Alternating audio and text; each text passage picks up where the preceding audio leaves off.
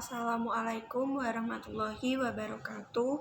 Perkenalkan, nama saya Putri Amelia, NIM A2102100004 dari Program Studi Pendidikan Akuntansi Universitas Muhammadiyah Surakarta.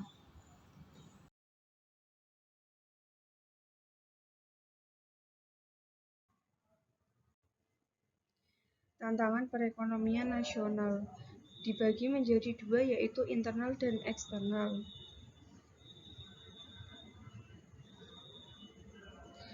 Yaitu permasalahan-permasalahan yang muncul dari dalam negeri atau faktor domestik, antara lain: 1. Krisis multidimensi yang berkepanjangan. 2. Otonomi daerah yang belum sempurna aplikasinya. 3. Isu-isu disintegrasi bangsa.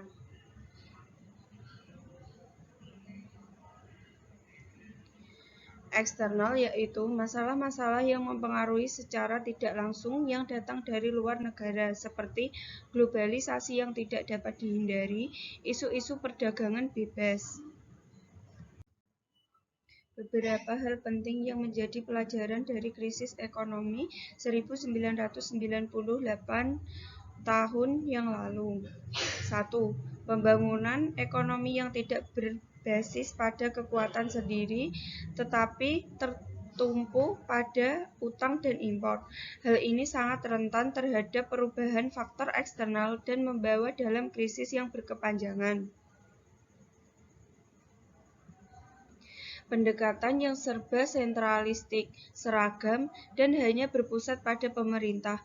Hal ini tidak menghasilkan struktur sosial ekonomi yang memiliki fondasi yang kokoh, tetapi justru menghasilkan struktur sosial ekonomi yang didominasi usaha skala besar dengan kinerja yang rapuh.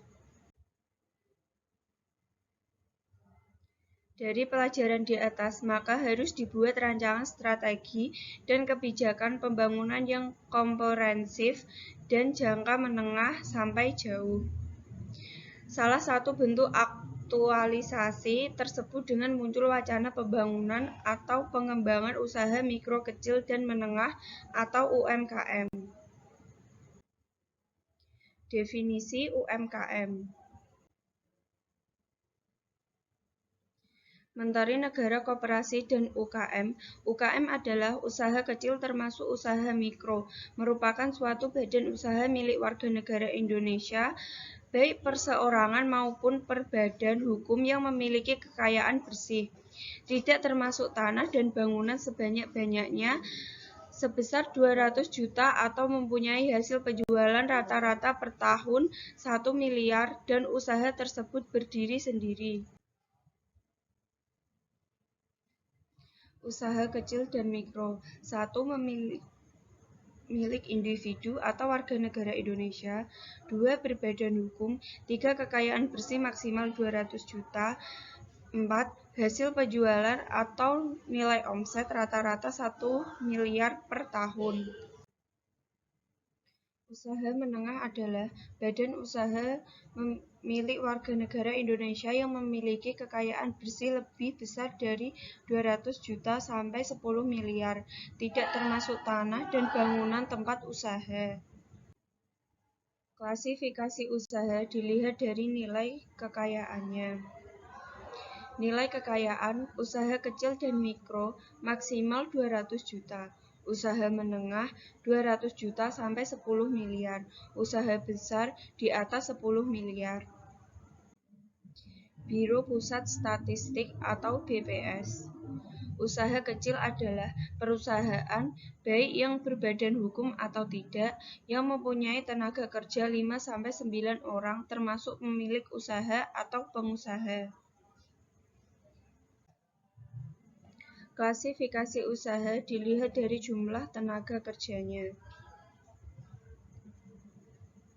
Jumlah tenaga kerja. 1. Usaha kecil dan mikro terdiri dari 1-4 orang. 2. Usaha menengah terdiri dari 20-99 orang. 3. Usaha besar terdiri di atas 99 orang. UU Nomor 9 Tahun 1995, usaha kecil merupakan bagian dari industri dan tenaga kerja kecil yang merupakan kegiatan ekonomi yang dilakukan oleh perseorangan atau rumah tangga maupun satu badan, bertujuan untuk memproduksi barang atau jasa untuk diperniagakan secara komersial, yang mempunyai kekayaan bersih paling banyak 200 juta dan mempunyai nilai penjualan 1 miliar atau kurang per tahunnya. Contoh-contoh UMKM: 1. Petani tuna lahan, 2. Nelayan tanpa perahu, 3. Industri kecil atau skala rumah tangga, 4. Usaha kerajinan tangan, 5. Pedagang kecil atau asongan, 6. Pengecer koran, dan seterusnya. Masalah-masalah yang sering dihadapi oleh UMKM antara lain: masalah internal. 1. Rendahnya profesionalisme tenaga pengolah usaha UMKM. 2. Keterbatasan modal dan akses terhadap pasar dan perbankan. 3. Kemampuan pengusaha teknologi yang masih kurang. Masalah eksternal. 1. Iklim usaha yang kurang menguntungkan bagi pengembangan usaha kecil. 2. Kebijakan pemerintah yang belum berjalan sebagaimana diharapkannya. 3. Kurangnya dukungan. 4. Masih kurangnya pembinaan, bimbingan manajemen, dan peningkatan kualitas sumber daya manusia. UMKM sebagai sebuah organisasi ekonomi atau bisnis memiliki ciri spesifik. 1. Struktur ekonomi organisasi sangat sederhana. 2. Mempunyai karakter yang khas. 3. Tanpa elaborasi. 4. Tanpa staf yang berlebihan. 5. Pembagian kerja yang lentur. 6. Memiliki hierarki manajemen yang kecil. 7. Sedikit aktivitas yang diformalkan. 8. Sangat sedikit yang menggunakan proses perencanaan. 9. Jarang memberikan pelatihan terhadap karyawan. 10. Jumlah karyawan sedikit. 11. Pengusaha sulit membedakan aset pribadi dan aset perusahaan. Dan yang terakhir, sistem akuntansi kurang baik, biasanya bahkan tidak memiliki pembukuan. Faktor-faktor penyebab kegagalan sektor industri untuk berkembang. 1. Poor decision making ability, yakni lemahnya kemampuan dalam mengambil keputusan. 2. Manajemen inkompetensi, yakni ketidakmampuan manajemen. 3. Lack of experience, yakni kurang berpengalaman. Yang terakhir, poor financial control, yaitu lemahnya pengawasan terhadap keuangan.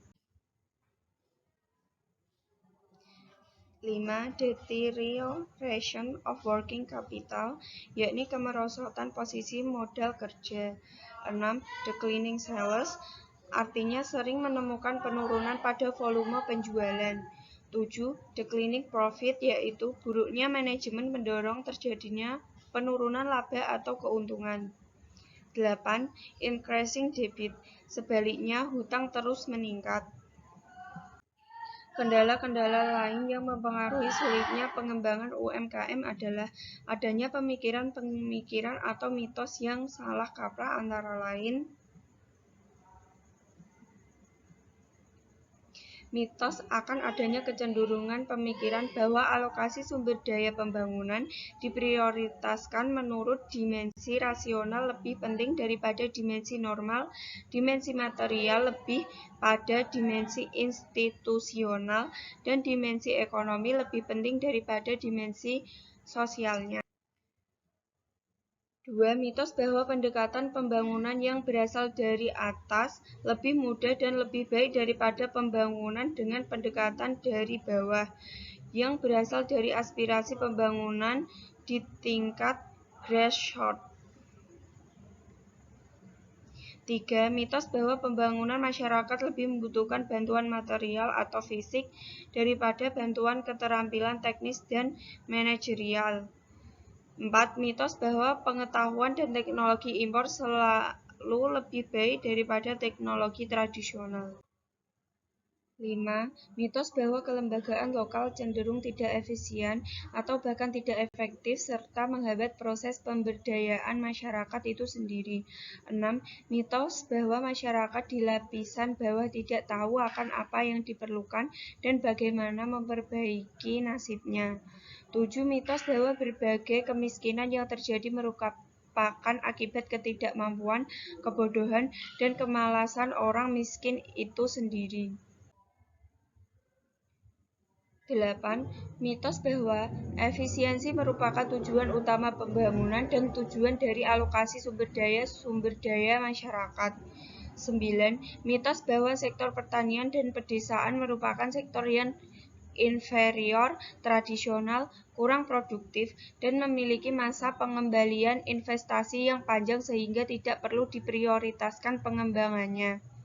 Yang terakhir, mitos keseimbangan dalam akses dan kepemilikan sumber daya pembangunan merupakan syarat penting untuk melakukan perubahan. Terima kasih dari saya, kurang lebihnya saya mohon maaf.